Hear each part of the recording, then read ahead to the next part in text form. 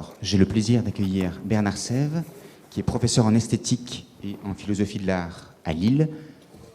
Le professeur Sève a été longtemps professeur de Cagnes, notamment au lycée du Parc à Lyon et à Louis-le-Grand, et il a laissé auprès de ses nombreux anciens élèves un souvenir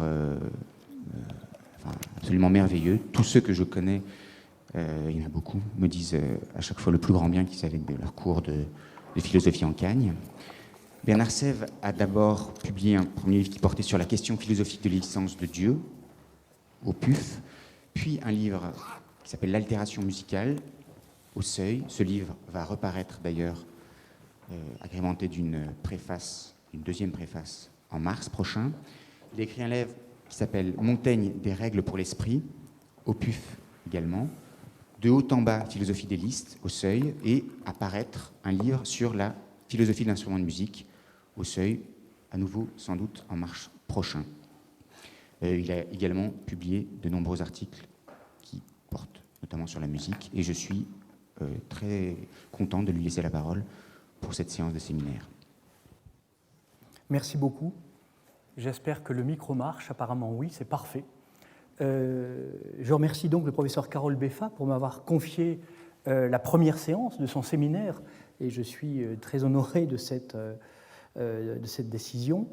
Le thème de mon intervention est les deux corps de l'instrument, les deux corps de l'instrumentiste. L'ensemble des cours de Carole Beffa sont regroupés sous le titre générique Art, technique, savoir. Le jeu instrumental se situe éminemment à l'intersection de ces trois notions, l'art, la technique, le savoir, et nous venons d'en avoir de très belles illustrations avec les pièces de musique qui nous a été données à entendre, soit en live, soit enregistrées. Clocks and Clouds, les horloges et les nuages, on vient de commencer à pénétrer dans ce monde. Clocks, c'est la mécanique. L'instrument de musique est une mécanique. Et la mécanique, très étrangement, peut produire des effets de dérèglement, voire de nuages. Et c'est donc relativement naturellement que nous passons de la leçon sur les horloges et les nuages à une réflexion sur ce que c'est que l'instrument. Mais je voudrais partir d'une coïncidence que je n'ai découverte que récemment. Dans le calendrier de la religion catholique, c'est aujourd'hui la Sainte Cécile, 22 novembre. La Sainte Cécile est depuis le XVe siècle la patronne des musiciens, la patronne des instrumentistes, la patronne des luthiers. Et je trouve tout à fait admirable que j'intervienne sur l'instrument de musique le jour de la Sainte Cécile. Sainte Cécile offre d'ailleurs avec les instruments de musique un rapport relativement complexe. On la représente souvent jouant d'une viole de gambe, par exemple Domenico Zampieri, le dominicain, au musée du Louvre. On la représente souvent jouant du luth, par exemple Carlo Dolci, au musée de Vigo en Espagne. On la voit souvent jouer de l'épinette et d'autres instruments à clavier. Mais son instrument d'élection, c'est l'orgue. Et un des tableaux les plus étonnants, et c'est une deuxième coïncidence car nous pouvons le voir à Paris jusqu'au 14 janvier, est un tableau de Raphaël intitulé tout simplement Santa Cecilia, qui est ordinairement au musée, à la Pinacothèque nationale de Bologne, mais qui est présentement au Louvre dans la très belle exposition Raphaël les dernières années, jusqu'au mois de janvier donc. Et je voudrais dire deux mots de ce tableau, puisque vous pourrez, au sortir même de cette séance au Collège de France, aller au Louvre. Sainte Cécile, dans ce tableau de Raphaël, est en extase. Elle tient dans ses mains un petit orgue portatif qui est injouable, parce qu'il est monté à l'envers, d'une part, et deuxièmement, parce que ses tuyaux sont en train de tomber. À ses pieds, on voit une douzaine d'instruments de musique abîmés, abandonnés, cassés. Et dans le ciel, de petits anges chantent a cappella. C'est un tableau assez énigmatique, car la patronne des luthiers et des instrumentistes est en réalité en train de régner sur un petit instrumentarium cassé et inutile, et son âme, en élévation extatique vers le ciel, abandonne l'instrument pour la pure musique de l'âme. Il y a dans ce tableau de Raphaël, qui est très beau, une scission entre le corps matériel de l'instrument, lourdement écrasé sur le sol, et l'âme de la sainte, proche du ravissement, et qui tente à s'extraire de son corps. Il n'y a pas ici deux corps de l'instrument, ni deux corps de l'instrumentiste. Il y a un seul corps physique de l'instrument, abandonné sur le sol, injouable, et il y a un corps naturel de la sainte, corps lui-même près d'être abandonné, mais, si j'ose dire, abandonné par le haut. L'âme de Sainte Cécile s'élève au fur et à mesure que les instruments s'écrasent sur le sol. Inutile de vous dire que la réflexion que je vais vous proposer aujourd'hui sur l'instrument de musique est à l'opposé de ce que suggère cette magnifique Sainte Cécile de Raphaël. Quand l'instrument est joué, une double métamorphose se produit. Dans le corps matériel de l'instrument se lève un autre corps, son corps musical. Et dans le corps organique, physique, physiologique de l'instrumentiste se lève aussi un autre corps, son corps musicien.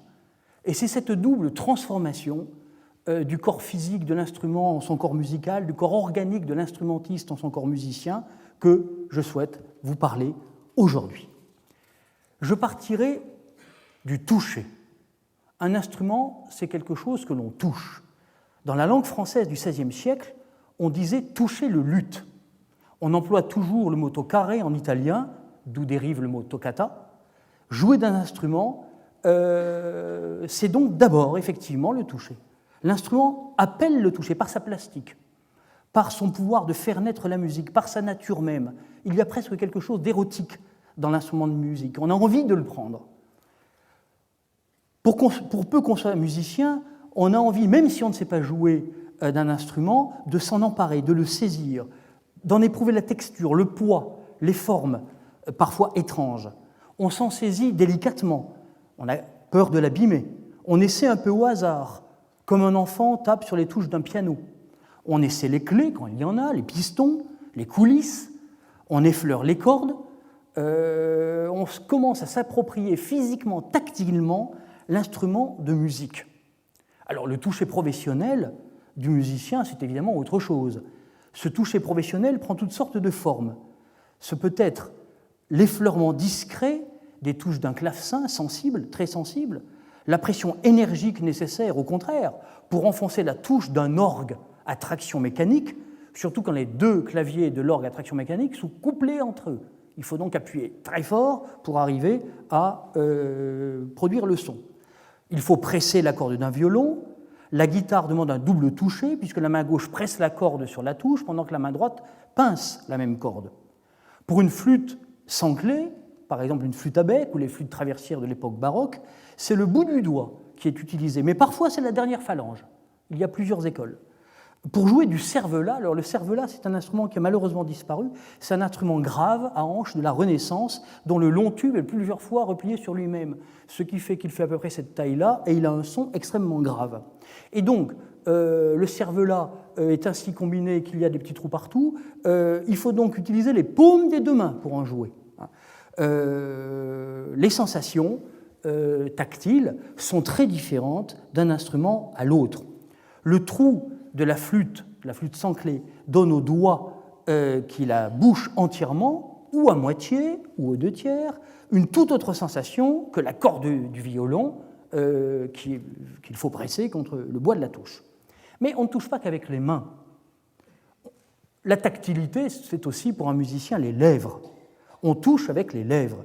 Et qui a joué du hautbois ou du basson, des instruments à hanche double, connaît la vibration pas toujours agréable et parfois franchement douloureuse, de l'ange double entre les lèvres du musicien.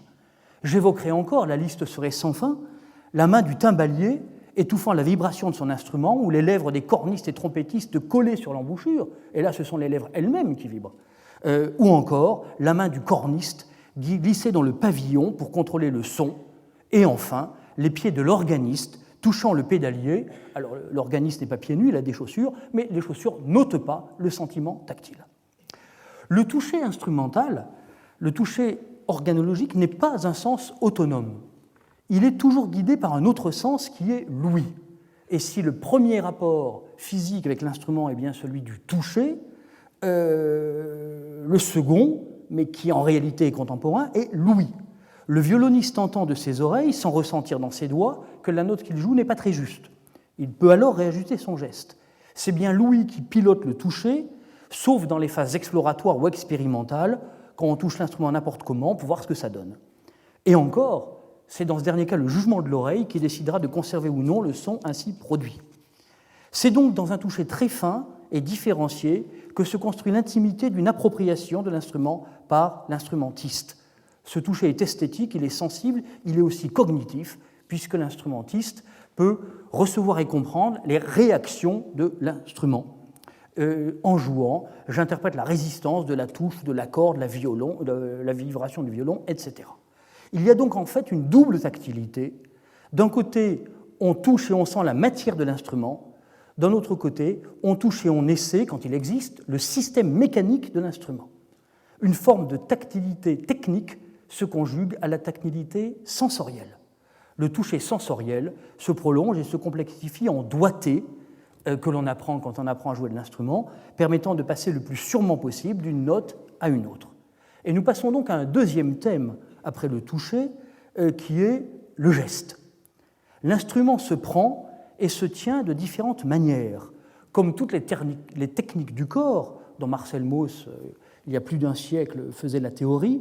La façon de prendre et de tenir un instrument est culturellement codée. Je m'en tiendrai au violon, que personnellement je ne pratique pas d'ailleurs. Aujourd'hui en Occident, le violon est tenu horizontalement entre la clavicule et la mâchoire inférieure. Mais à l'époque de Lully, on ne le tenait pas de la même manière. On le tenait beaucoup plus incliné, sans contact avec le menton, en le jouant d'ailleurs avec un archet beaucoup plus court. Les violonneux bretons, aujourd'hui encore, le tiennent horizontalement, le violon, contre le buste et au niveau du cœur. Les violonistes marocains tiennent le violon verticalement posé sur le genou, à une certaine distance du corps, comme ça. En Inde, le violon est tenu de manière extrêmement étrange pour nous, en sens inverse, de façon presque verticale, la tête du violon reposant sur la cheville du musicien qui est assis en tailleur. Le même instrument, mais tenu de façon tellement différente qu'on pourrait se demander s'il s'agit bien du même corps de l'instrument. Il arrive aussi, dans certains cas, qu'on joue le violon posé de façon horizontale sur les genoux. À des tenues aussi différentes de l'instrument correspondent des gestes et des sons eux-mêmes très différents. Il s'agit bien sûr du même instrument physique, mais peut-être plus tout à fait du même instrument musical. Peu à peu, l'instrument et le corps de l'instrumentiste se font l'un à l'autre.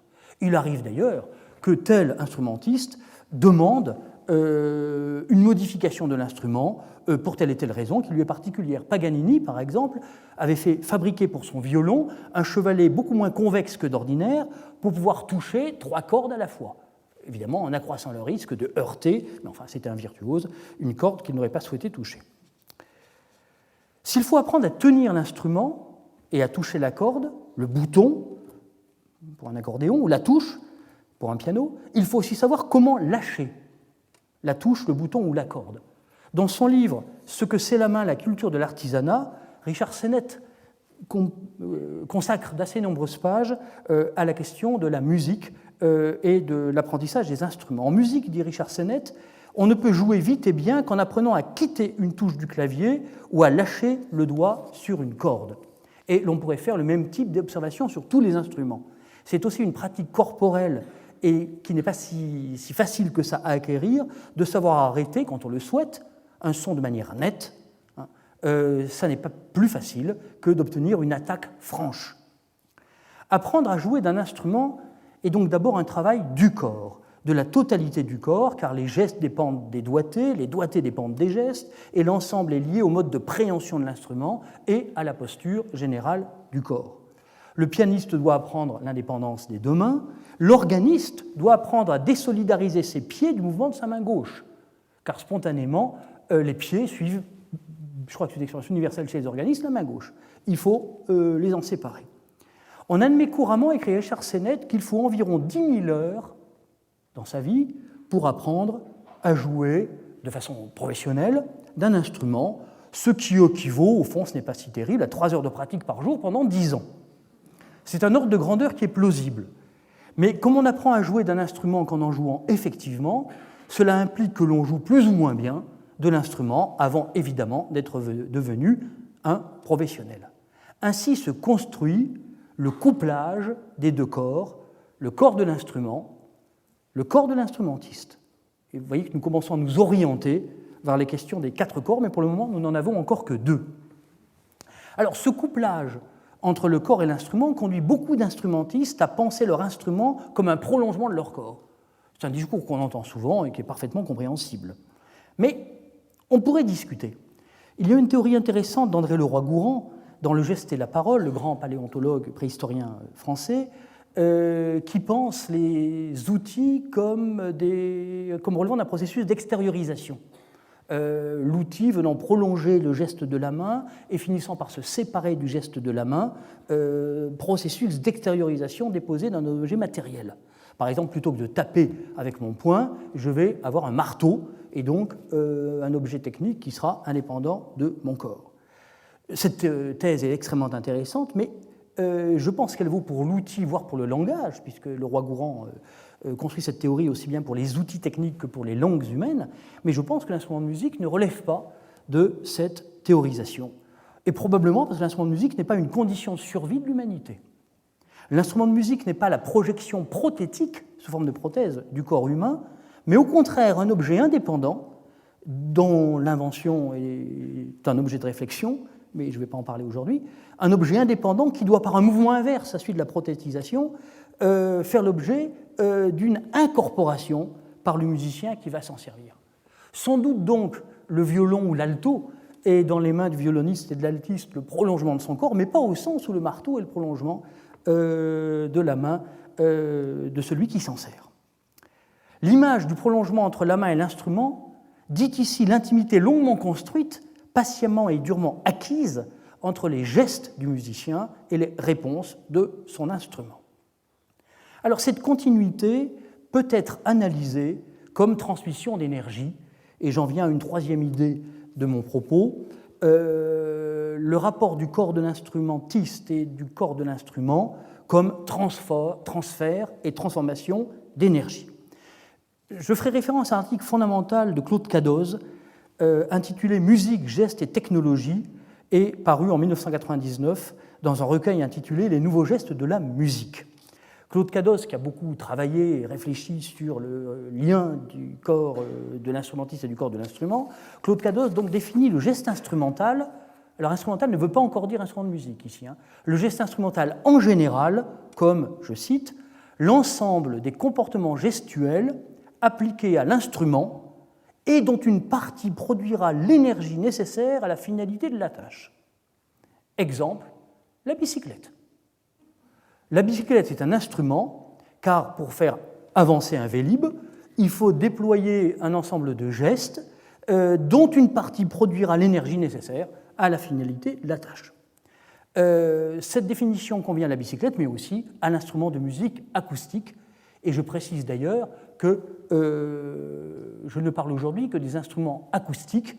Il y en a une quinzaine de milliers, en gros, répertoriés par les encyclopédies, et par conséquent, les instruments qui fonctionnent sans électricité. Une des idées centrales de l'article de Cadozze est qu'un geste, pour être instrumental, suppose que l'instrumentiste est lui-même la source d'une énergie physique qui se transmet par l'intermédiaire de l'instrument jusqu'au sens du destinataire. Là, on parle bien d'instrument de musique acoustique. Cette continuité énergétique est, d'après Cadozze, essentielle à l'instrumentalité de l'instrument de musique. Toute rupture de cette continuité rend le geste non instrumental.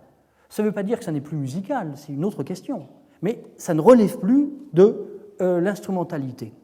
Alors un exemple fort intéressant, c'est la gestuelle du chef d'orchestre. Le chef d'orchestre produit des sons sans les produire. Bon, le chef d'orchestre produit par émission de signaux et non pas par transmission physique d'énergie. Sans chef d'orchestre, pas de symphonie, et pourtant, le chef d'orchestre ne joue d'aucun instrument. Il n'a pas de rapport physique causal, direct et immédiat, avec un élément vibrant quelconque. En simplifiant, on pourrait dire que l'instrumentiste déploie une certaine énergie physique, énergie musculaire, pour faire sonner un instrument physique, lequel transforme cette énergie en vibration, donnant naissance à des sons qui parviennent enfin jusqu'aux oreilles des auditeurs et du musicien. C'est d'ailleurs ce qui s'est produit tout à l'heure, lorsque nous avons entendu des extraits de Manhattan. La continuité est assurée.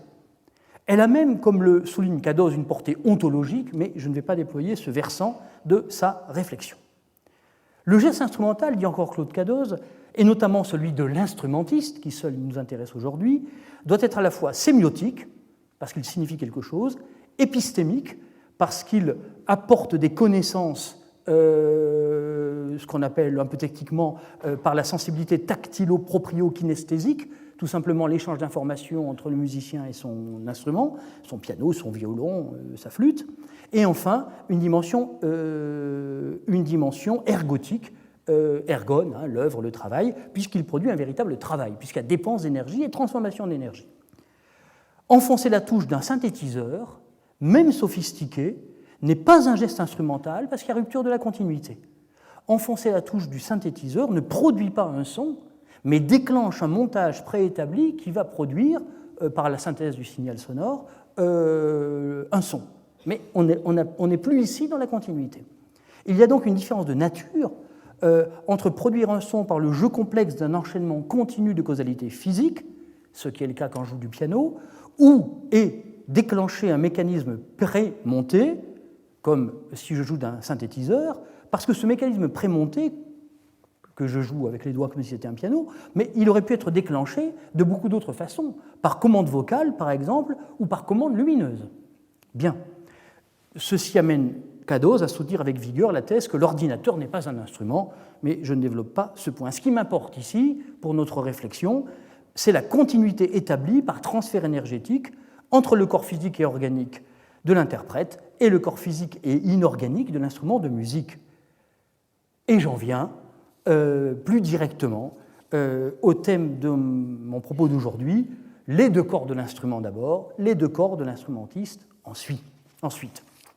L'instrument de musique, c'est la thèse centrale que je vous propose, est constitué de deux corps, et l'instrumentiste aussi est constitué de deux corps.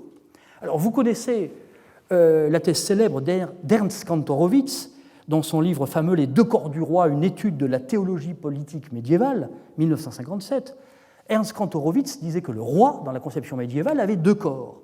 Un corps naturel et terrestre, qui est mortel, et un corps politique, qui n'est pas mortel. D'où la formule rituelle en France au moment où meurt le roi est mort, vive le roi. Et comme dit encore la théologie politique, le mort saisit le vif. À l'instant même où le roi meurt, le roi est vivant, puisque son successeur est là. Le corps naturel est mortel, le corps politique est immortel et totalement continu. Alors, il ne s'agit pas pour moi d'appliquer ou de transposer la thèse historique et philosophique de Kantorowicz à un domaine totalement différent. Je n'ai pas pu, évidemment, ne pas penser à Kantorowicz en parlant des deux corps, mais je ne prends pas un modèle pour l'appliquer à la musique. Ne serait-ce que parce qu'il y a une différence absolument fondamentale. Pour Kantorowicz, les deux corps du roi coexistent. Tant que Louis XIV est en vie, il est à la fois un corps naturel, sujet aux maladies, au sommeil, à la souffrance ou au plaisir, et il est en même temps le corps politique. Les deux corps coexistent. La situation instrumentale et organologique que je vous propose est tout à fait différente, car on ne peut pas dire dans le même sens que les deux corps de l'instrument d'un côté, les deux corps de l'instrumentiste de l'autre coexistent. Alors, qu'est-ce que le corps musical de l'instrument ? C'est l'instrument lui-même, ce piano par exemple, en tant qu'il est susceptible de produire des sons musicaux pertinents. L'expression « sons musicaux pertinents » peut s'entendre à plusieurs niveaux. Cela peut désigner les sons écrits sur la partition, et je dois jouer ce qui est écrit, ou bien les sons voulus par l'instrumentiste qui improvise. Quand j'improvise, je décide moi-même de ce qui est pertinent et de ce qui ne l'est pas. Ou bien encore, sons musicaux pertinents peut renvoyer à l'ensemble des sons qui sont considérés comme musicaux par une société donnée à un moment donné. Par exemple, dans la musique tonale classique de l'Occident, les quarts de ton n'existent pas. En revanche, dans la musique populaire de Hongrie ou de Roumanie, les quarts de ton existent. Donc, selon le système auquel on se réfère, on dira que les quarts de ton existent ou qu'ils n'existent pas. Dans l'absolu, la question n'a pas de sens, bien entendu. Et puis enfin, l'instrument peut produire toutes sortes de sons, parasites ou indésirables, et par exemple, des fausses notes. Je vais m'arrêter quelques instants sur la notion de fausse note, qui est extrêmement intéressante en elle-même et essentielle pour ma problématique. La notion de fausse note peut renvoyer à 3 réalités différentes. Premièrement, on appelle fausse note une note existant dans le système musical, mais qui n'est pas celle qui était prescrite par la partition. C'est typique quand on apprend à jouer du piano. Je veux attraper le fa dièse, je glisse, j'attrape le fa naturel. C'est une fausse note. La note en elle-même est parfaitement juste. Sur un piano bien accordé, on ne peut pas faire de fausses notes, dans l'absolu. La note est toujours... bon, sur un violon, on peut faire des fausses notes, pas sur un piano, mais sur une fausse note au sens absolu. En revanche, on peut jouer une autre note que celle qui était écrite. Donc la fausse note sur un piano, c'est la note qui est juste à côté de celle qu'on voulait jouer. Voilà. C'est le premier cas le plus simple et qui, ici, ne m'intéresse pas pour la réflexion d'aujourd'hui. Deuxième sens de l'expression fausse note, du concept de fausse note, la fausse note peut être une note intrinsèquement fausse, fausse en elle-même, au sens où elle n'existe pas dans le système musical considéré. Et qu'elle puisse exister dans d'autres systèmes ne lui ôte pas son caractère de fausseté, puisque la notion de justesse est contextuelle. Et par exemple, si un violoniste classique voulant répéter du Mozart ou du Beffa joue une note située entre le Mi et le Fa, mettons un quart de ton au-dessus du Mi et un quart de ton en dessous du Fa, il produit une note intrinsèquement fausse parce qu'elle n'existe pas. Elle existerait peut-être en Moravie, en Hongrie, dans la musique arabe, dans la musique indienne, mais elle n'existe pas, parce que c'est un quart de ton, dans la musique occidentale tonale. Ce genre de fausse note n'est d'ailleurs pas possible sur tous les instruments. On ne peut pas faire une fausse note de ce type sur un piano, puisque tous les sons sont préformés. En revanche, les instruments à cordes frottées et dépourvus de frettes, comme un violon, un alto, une contrebasse, un violoncelle, peuvent produire autant qu'on veut ce genre de notes. Troisième type de fausse note, qui est différente du deuxième cas, la fausse note peut être ce qu'on appelle couramment un canard, plutôt chez les instrumentistes à vent, c'est-à-dire un son complexe qui n'a pas de hauteur déterminée, un bruit peut-être plutôt qu'une note, souvent criard et fortement dissonant. Bon, les instruments à vent, les clarinettes ou les bassons, sont très favorables à la production de canards qui sont impossibles sur un piano. Alors, on peut dire que le canard est intrinsèquement faux, et ceci dans tous les systèmes musicaux, sauf exception que je préciserai dans une seconde. Ça n'est pas la même situation que celle du quart de ton. La différence entre le canard et la fausse note relative à un système donné est tout à fait fondamentale. Le quart de ton n'est pas partout une fausse note, il l'est dans les systèmes qui ne le connaissent pas. En revanche, le cri du violon souffrant dans les mains du débutant est un universel de la fausse note. On pourrait dire que la fausse note numéro 2 est une dissonance extrinsèque par rapport à un système musical donné et que la fausse note numéro 3 est une dissonance intrinsèque. Alors maintenant, voici l'exception que j'annonçais il y a une seconde. Certains compositeurs, parmi les contemporains, depuis 50 ou 60 ans, décident parfois d'intégrer ces canards à leur langage musical, ce qui, à leur égard du moins, et dans le cadre de leur système personnel, fait passer cette fausse note de la catégorie numéro 3 à la catégorie numéro 2. Dans les 3 cas, la fausse note, pour mériter son nom, doit être involontaire. Ce qui fait que si j'ai prescription de produire un canard, elle ne devient plus une fausse note. Bon. Dans les 3 cas, la fausse note est involontaire. Sauf, bien entendu, si la note réputée fausse provient d'une décision de l'instrumentiste, improvisateur ou du compositeur, auquel cas le statut change. Voilà un petit point sur la notion de fausse note qui nous permet d'avancer et qui nous permet, je pense, de bien comprendre la différence entre le corps acoustique physique de l'instrument de musique et son corps musical. L'instrument acoustique physique de l'instrument de musique peut produire des fausses notes. Le corps musical de l'instrument ne le peut pas. Le corps musical de l'instrument, c'est l'instrument en lui-même, en tant que précisément il exclut qu'il puisse produire des fausses notes, des bruits congrus, des canards et tout ce genre de choses. Les possibilités sonores de tout instrument de musique sont toujours beaucoup plus étendues que ces possibilités musicales, c'est-à-dire que l'ensemble des sons considérés comme musicaux dans un contexte donné. C'est cette différence d'extension entre l'ensemble des sons qu'un instrument peut produire, et je peux toujours taper avec un marteau sur un piano, ou le scier avec une scie mécanique ou électrique. Tout ça produira des sons qui seront produits par le piano. Bon. Donc c'est pour vous dire que le nombre de sons que l'on peut produire avec un instrument va à l'infini. Mais dans cet ensemble très considérable des sons que l'on peut produire avec un instrument, une partie seulement est considérée dans une culture donnée à un moment donné comme musicaux. C'est cette différence d'extension donc qui produit la différence des deux corps de l'instrument. L'instrument dispose d'un corps physique matériel dont on peut tirer toutes sortes de sons. Il dispose aussi d'un corps musical qui est non pas une partie du corps physique, mais qui est plutôt un certain agencement de ce corps. Le corps musical de l'instrument produit les sons musicaux pertinents et voulus. Et on comprend mieux ce que c'est qu'apprendre à jouer d'un instrument. Apprendre à jouer d'un instrument pendant 10 000 heures, donc, paraît-il, c'est construire ou découvrir, c'est découvrir ou plutôt construire, dans le corps physique de l'instrument, son corps musical. Jouer d'un instrument, c'est arracher continuellement l'instrument à son corps physique pour le tenir à bout de bras, si j'ose dire, à son niveau de corps musical. Faire une fausse note, au sens 2 et 3, faire un canard, produire un son non voulu, oui, même au sens 1, d'ailleurs, faire une fausse note quand on accroche une note au piano, faire une fausse note au sens 1, 2 ou 3, faire un canard, produire un son qui n'a pas été voulu, c'est laisser le corps physique de l'instrument reprendre le dessus dans ce qui est toujours une sorte de combat quand même entre l'instrumentiste et son instrument. Le potentiel acoustique d'un instrument, pour reprendre une formule d'Hervé Lacombe, est plus large que son potentiel musical.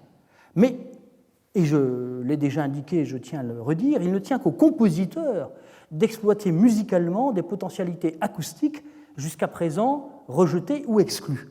Il a été question de Bartók. Vous connaissez le Pitz Bartók, qui consiste à faire claquer la corde d'un violon, d'un violoncelle, alto, etc., de faire claquer la corde d'un violon donc sur la touche de l'instrument.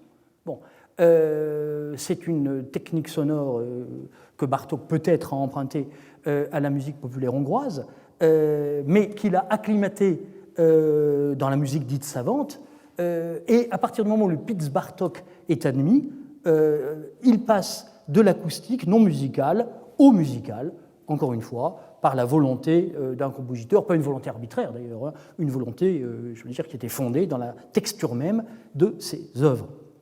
On voit clairement dans cet exemple comment le corps musical de l'instrument se construit à partir de son corps physique, mais comment cette construction est une construction elle-même mobile, susceptible de révision ou d'extension.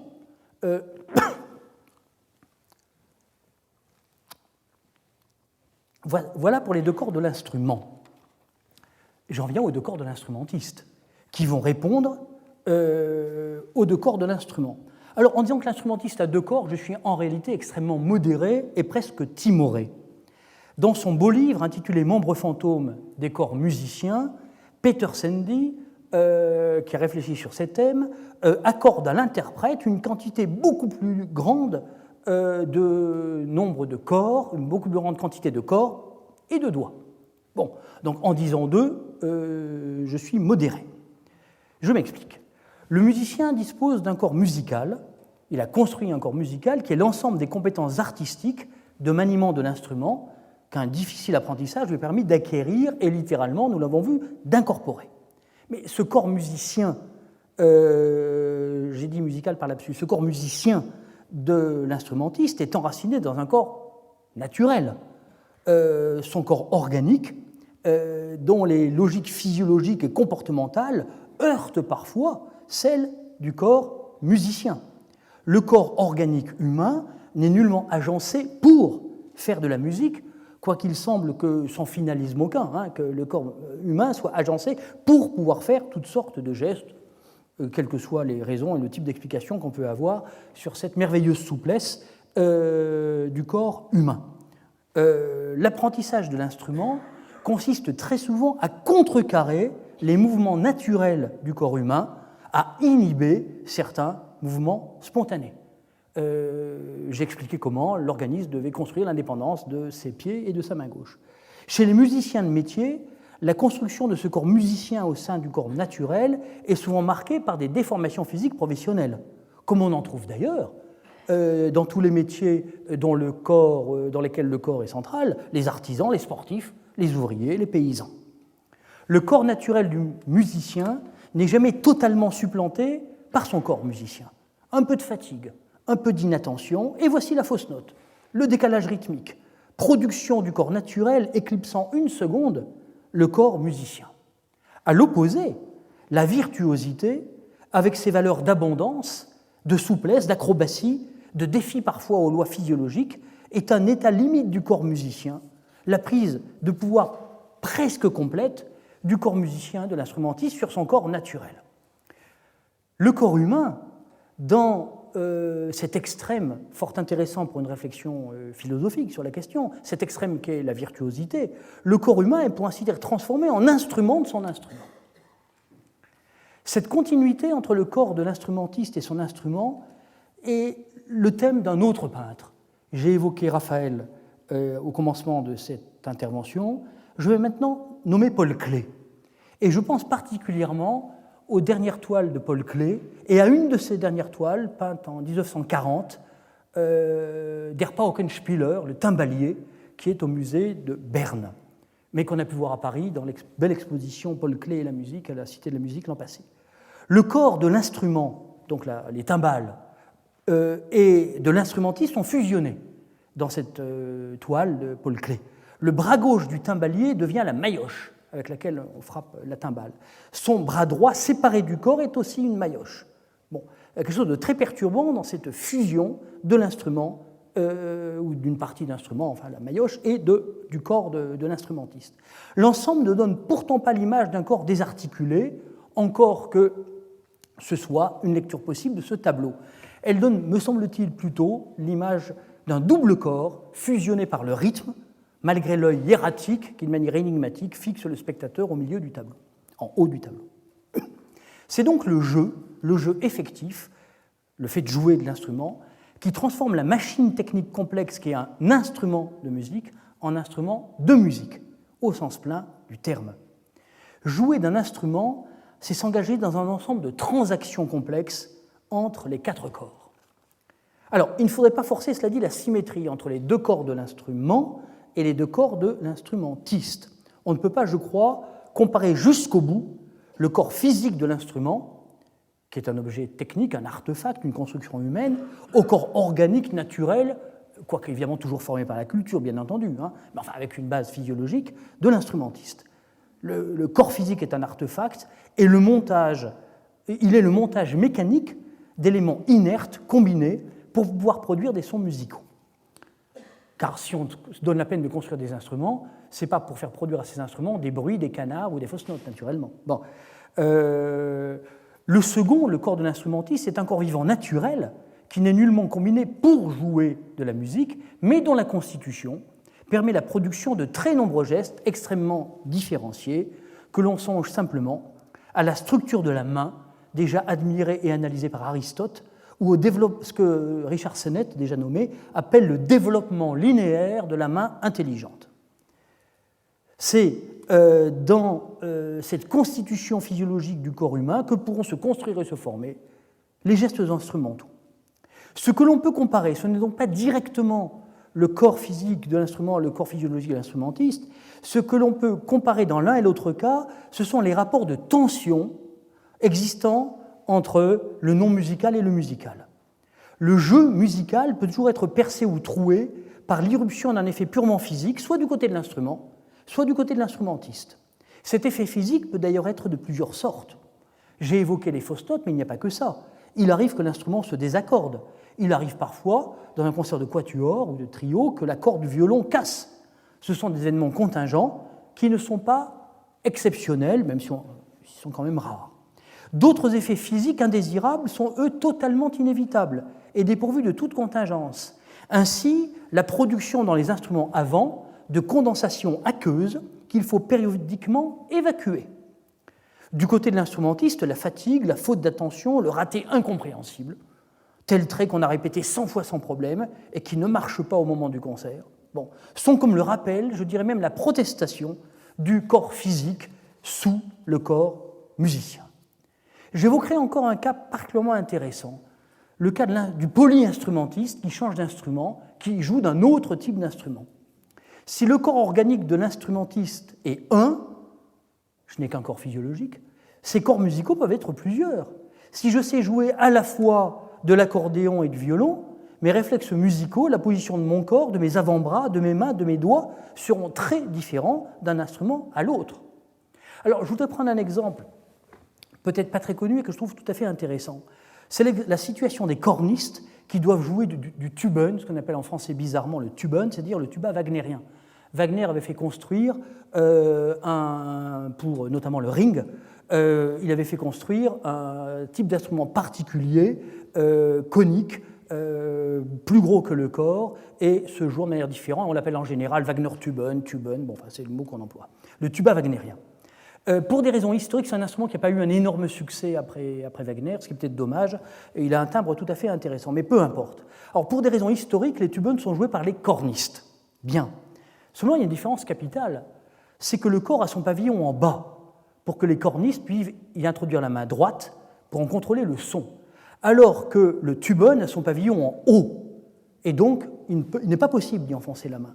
Et les cornistes tubistes avec qui j'ai pu parler de ce problème me disent que c'est extrêmement dérangeant pour eux, parce que leur rapport physique, physiologique avec l'instrument n'est pas du tout le même. Ils sont habitués à contrôler le son avec la main, et voilà que d'un seul coup, ils ont un instrument qu'ils ont appris à jouer naturellement, mais bon, qu'ils jouent tout de même rarement et qu'ils ne peuvent pas contrôler. Ils sont en état d'insécurité.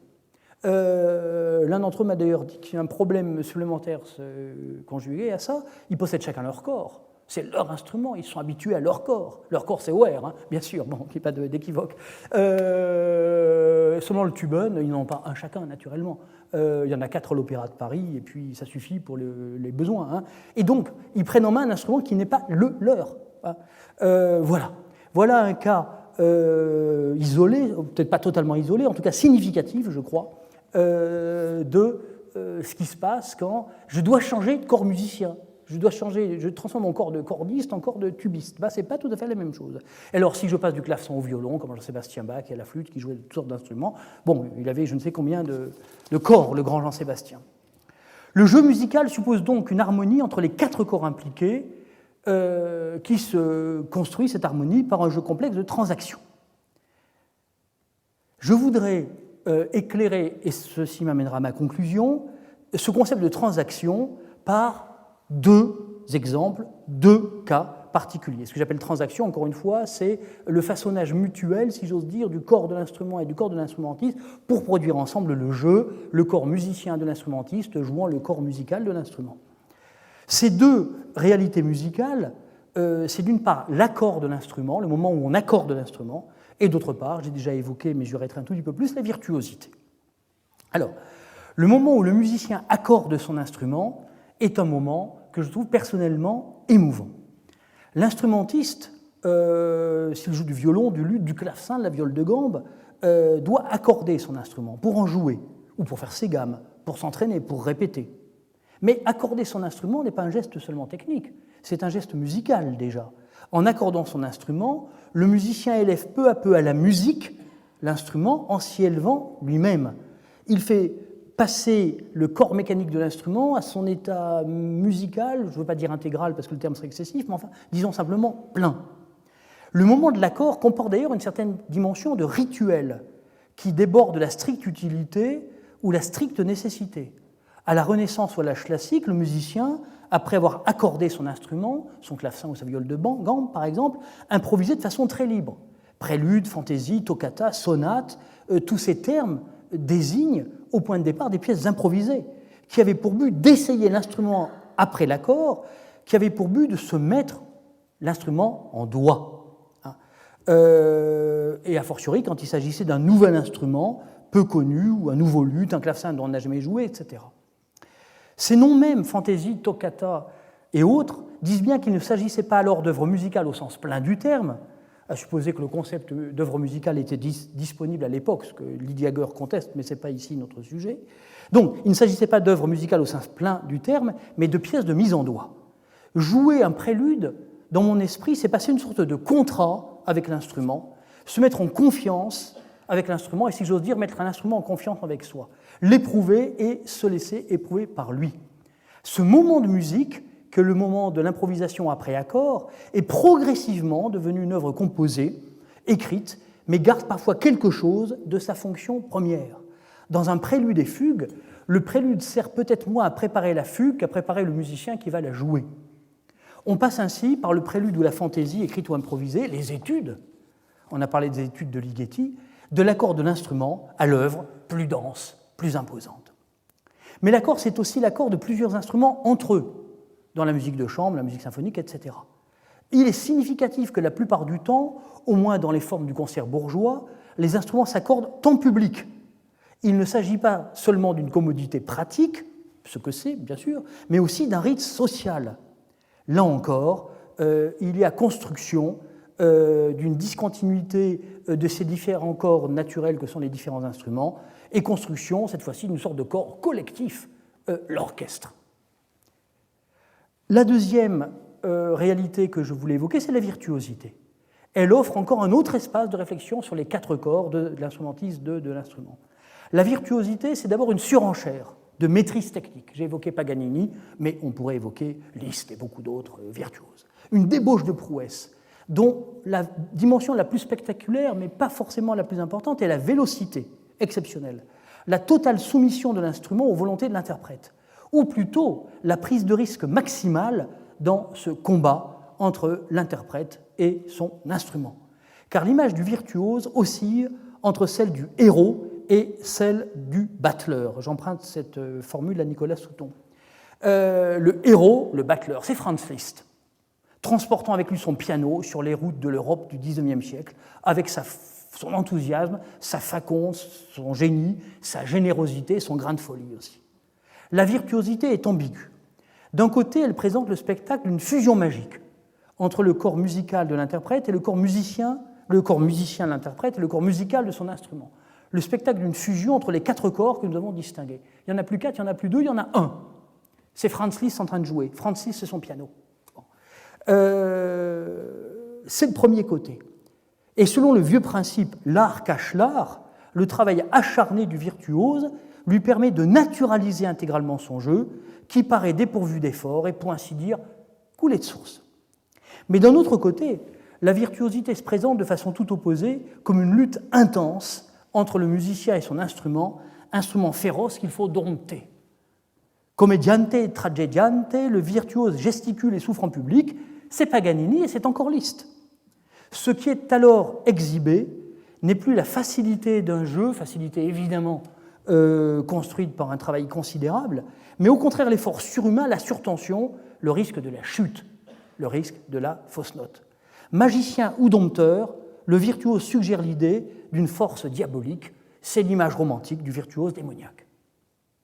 Je souhaitais terminer cette intervention sur cette image du virtuose, car elle me paraît particulièrement propre à saisir ce qui entre de complexité, d'ambiguïté dans ce rapport si fort entre les deux corps, physique et naturel, de l'instrument et de l'instrumentiste, les deux corps, musical et musicien, de l'instrument et de l'instrumentiste. Je vous remercie.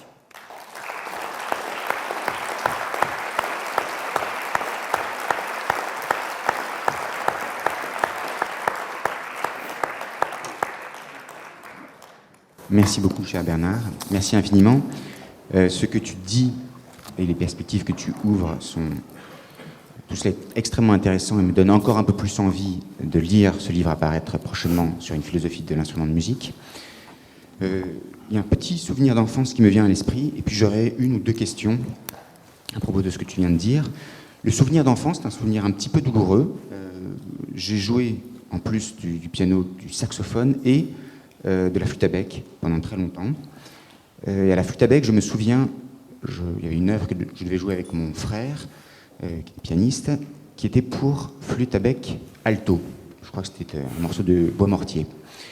Pour une raison que j'ignore, un peu comme tout à l'heure, je n'avais pas pris ma partition avec moi, il a fallu que je la prenne dans mes coulisses. J'avais oublié ma flûte à bec alto, j'avais simplement à ma disposition une flûte à bec soprano. Et l'organisateur de cette audition, ce n'était pas tout à fait un concert, m'a forcé à jouer le même morceau, la flûte à bec soprano, alors que je l'avais appris la flûte à bec alto. Qu'est-ce que cela veut dire ? Il me semble que la flûte à bec est le seul des instruments faisant partie d'une large famille d'instruments pour lequel, quand on l'apprend, on n'apprend pas simplement un type de doigté, mais deux types de doigté. Je m'explique. à la clarinette, par exemple, mais aussi au saxophone ou aux flûtes, tout cela, au pluriel, c'est-à-dire à la flûte piccolo comme à la grande flûte, comme à la flûte en sol, comme à la flûte basse, vous apprenez un doigté et l'instrument transpose. Autrement dit, si je joue de la flûte en sol, je connais le ou les doigtés qui font que je fais un do écrit et la note qui va sonner, c'est un sol. Même chose pour la clarinette, que je joue d'une clarinette en ré, en mi bémol, en si bémol, en la, une clarinette basse. Je vais, alors moyennant quelques modifications qui sont liées au fait que les instruments ne sont pas toujours exactement les mêmes et qu'il en existe certains avec des clés supplémentaires, je vais jouer un do écrit et va sortir un si bémol, c'est une clarinette en si bémol, un la, etc.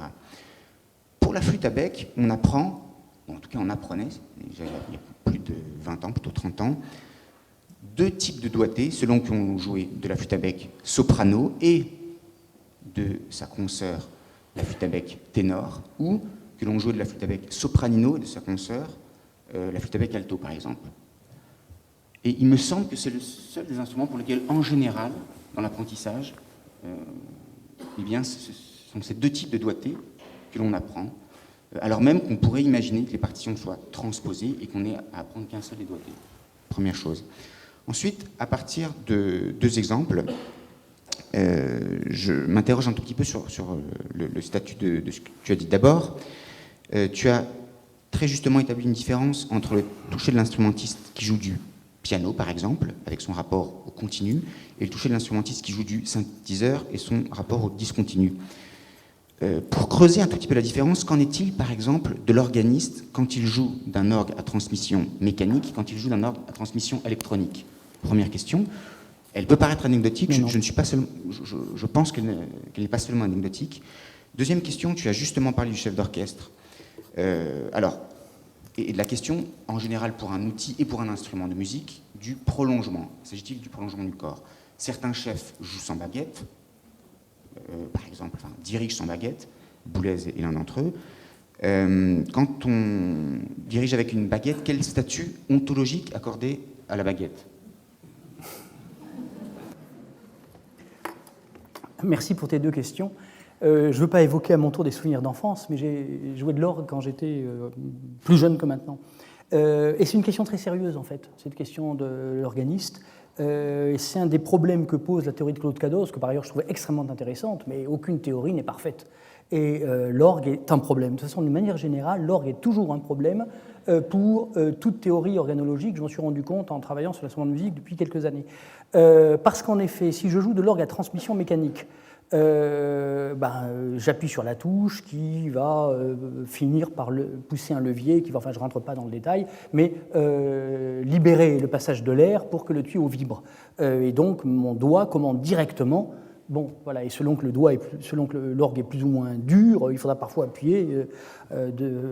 Parfois, il faut vraiment une force physique considérable pour. Voilà. Si au contraire j'ai une transmission électrique, alors c'est pas du tout le même toucher. Parce qu'on ne sent rien, au contraire, c'est même désagréable quand on est habitué à un orgue mécanique, à transmission mécanique, je veux dire, c'est désagréable de jouer un orgue à transmission électrique. Ensuite, c'est plus facile, naturellement, mais c'est désagréable parce qu'on ne sent plus la résistance de la touche. Mais surtout, du point de vue ontologique, ça brise complètement la continuité énergétique, qui de toute façon est compromise par l'orgue même à transmission mécanique, c'est-à-dire l'orgue tel qu'il a existé jusqu'à la fin du XIXe siècle, puisque ce n'est pas l'organiste qui produit lui-même, comment dirais-je, le déplacement d'air, contrairement à l'harmonium, où je fais tout. Il faut un souffleur, quelqu'un qui manie le soufflet, il y a en général deux personnes pour manier le soufflet, enfin une dans certains cas. Et par conséquent, de toute façon, même l'orgue mécanique, donc je rajoute sur ta question, même l'orgue à traction mécanique pose un problème ontologique parce que si c'est mon énergie qui, en appuyant sur la touche, libère l'arrivée de l'air dans le tuyau, ce n'est pas moi qui envoie l'air, puisque c'est le collègue qui trime avec la soufflerie. Voilà. Donc, je n'ai pas d'autre réponse que dire ta question est excellente. Voilà. Et elle se pose dès l'orgue mécanique. Et là, à vrai dire, Claude Cados n'en parle pas. Peut-être qu'il faudrait lui écrire pour lui dire qu'est-ce que vous faites de l'orgue. La deuxième question, Pardon, je l'ai oublié. Le chef d'orchestre. Ah, le chef d'orchestre. Le statut ontologique de la baguette. D'abord, il peut s'en passer. Ensuite, on sait qu'historiquement, c'était le premier violon qui dirigeait, et qui dirigeait avec son archet. D'ailleurs, la baguette semble être une sorte de prolongement de l'archet. Bon, le premier violon, comment dire, il jouait, et puis l'orchestre n'avait pas besoin de chef, sauf dans les passages difficiles, auquel cas le premier violon cessait de jouer, il faisait le passage difficile avec sa baguette, avec son archet, excusez-moi, et puis il reprenait sa place quand c'était quelque chose de plus facile et qu'il pouvait de nouveau jouer. Dans mon ontologie à moi, mais enfin bon, la baguette n'est évidemment pas un instrument de musique, ce n'est même pas un instrument d'instrument. Pour moi, l'archet est un instrument d'instrument. De même que la maillotche par rapport à la timbale est un instrument d'instrument. La timbale est un instrument de musique, on n'a pas besoin on peut taper dessus, hein, on peut frotter comme ça, enfin bon, mais évidemment c'est quand même mieux d'avoir une maillotche pour la faire résonner. De même le violon, on peut à la limite en jouer sans archet quand c'est uniquement en pizzicato. Voilà, mais évidemment les possibilités du violon, il faudrait, bon voilà. Donc c'est un instrument d'instrument l'archet. Donc je distingue les instruments de musique, les instruments d'instrument et dernière catégorie les instruments de la musique. Puisque tu me poses la question, j'y réponds. Et c'est juste une distinction verbale, mais qui correspond à des concepts que je crois solides. Et typiquement, la baguette du chef d'orchestre est un instrument de la musique, puisqu'il ne peut d'aucune manière produire physiquement un son. Donc c'est pas comme un archet, c'est pas comme une maillotche, c'est pas comme un plectre pour gratter la guitare. Bon, c'est autre chose. C'est un instrument de la musique qui ne produit pas physiquement de son. Voilà mon ontologie en trois moments. Je ne sais pas si ça répond suffisamment. Tout à fait. À ta question. Merci beaucoup. Merci pour votre attention. Je vous donne rendez-vous la semaine prochaine. Donc, comme je vous l'ai dit, la séance du cours sera consacrée à l'improvisation. Et pour ce qui est de la séance du séminaire, je serai avec le mathématicien Cédric Villani et nous parlerons de créativité en musique et en mathématiques sous la rubrique « D'où nous viennent les idées et comment évoluent-elles ?» Merci.